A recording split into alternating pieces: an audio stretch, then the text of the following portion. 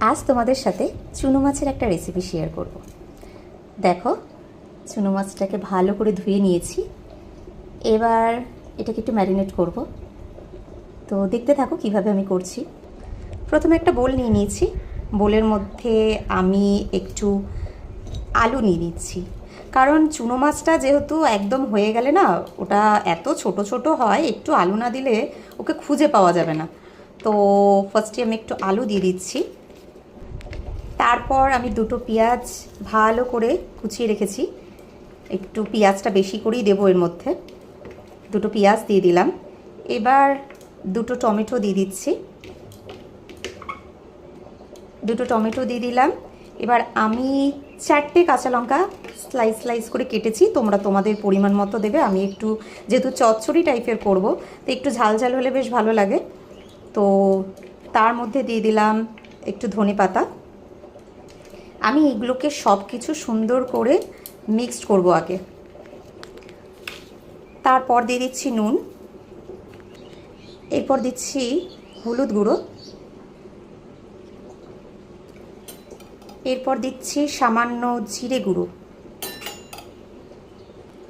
এরপর দিচ্ছি সর্ষের তেল। সর্ষের তেলটা একটু বেশি করে দেব, আর এই রান্নাটা না সর্ষের তেল দিয়ে করলে পরে বেশি টেস্টি হয়। এবার সমস্ত মিক্সচারগুলোকে হাত দিয়ে ভালো করে মিশিয়ে নেব। খুব সুন্দর করে মিশিয়ে নিতে হবে। তারপর আমি মাছটা অ্যাড করব। দেখো, যত সুন্দর করে এটাকে মেশাবে, যত সুন্দর করে এটাকে চটকে একদম সব কিছুর সাথে মিশিয়ে নেবে, টেস্টটা কিন্তু তত বেশি হবে। দেখো, আমি খুব সুন্দর করে সমস্ত কিছু একসাথে মিশিয়ে নিয়েছি। এরপর আমি মাছটা এর মধ্যে অ্যাড করব। এবার এই ধুয়ে রাখা মাছগুলো এর মধ্যে দিয়ে দিলাম। এবার এগুলোকে খুব আলতো হাতে সুন্দর করে মেশাতে হবে। দেখো, আমি এখানে খুব সুন্দর করে মিশিয়ে নিয়েছি। এবার আমি এটাকে এরকমভাবে 5 মিনিট রেখে দেবো, একটু ঢেকে রেখে দেবো। রান্নাটা আমি সর্ষের তেল দিয়ে করছি, তোমরা রিফাইন তেল দিয়েও করতে পারো, কিন্তু আমি বলবো যদি সর্ষের তেলে প্রবলেম না থাকে তাহলে সর্ষের তেল দিয়ে করাটাই বেটার হবে, মানে টেস্টটা বেশি হয়। এবার আমি 5 মিনিটের জন্য জাস্ট এটাকে ঢেকে রাখলাম। 5 মিনিট পর আসছি। আমি কড়াই বসিয়ে দিয়েছি। এবার যে ম্যারিনেট করা যেটা আমি রেখেছিলাম ওটা আমি কড়াইতে দিয়ে দিচ্ছি। বাটিটাকে ধুয়ে আমি জাস্ট একটু জল ওর মধ্যে দিয়ে দিলাম, এটাতেই ওটা সেদ্ধ হয়ে যাবে। এবার সম্পূর্ণ জিনিসটাকে সুন্দর করে নাড়িয়ে দিচ্ছি, একদম আলতো হাতেই করতে হবে। এবার এটাকে আমি ঢেকে দেবো, একদম লো ফ্লেম করে এটাকে ঢেকে দেবো। এটা ওরকমভাবে হবে।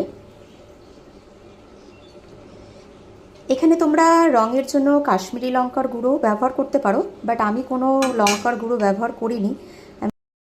15 মিনিট আমি ঢেকে রেখেছিলাম, একদম সিম করে যেহেতু করে রেখেছিলাম। এখন ঢাকাটা খুলে আমি ফ্লেমটা একটু বাড়িয়ে দিয়েছি, কারণ আর একটুখানি আমি টানাবো। আমি একদম গামাখা করতে চাইছি, কোনো ঝোল টোল যেন সেরকমভাবে না থাকে। একদম রেডি। আর 2-3 মিনিট টানিয়ে আমি নামিয়ে দেবো। তো ফাইনালি চুনো মাছের চচ্চড়ি রেডি। তো তোমরা বাড়িতে একবার ট্রাই করতে পারো। ভীষণ সহজ আর ভীষণ টেস্টি হয়। ভীষণ টেস্টি হয় খেতে গরম ভাতের সাথে। যারা খেয়েছো তারা তো জানোই, আর যারা খাওনি আমি বলবো একবার ট্রাই করে দেখতে পারো, ভীষণ টেস্টি হয়। তো আজকের রেসিপিটা কেমন লাগলো সবাই জানিও। তো চলো, আজকের মতো এখানেই টাটা। সবাই ভালো থেকো, সুস্থ থেকো। টাটা সবাইকে।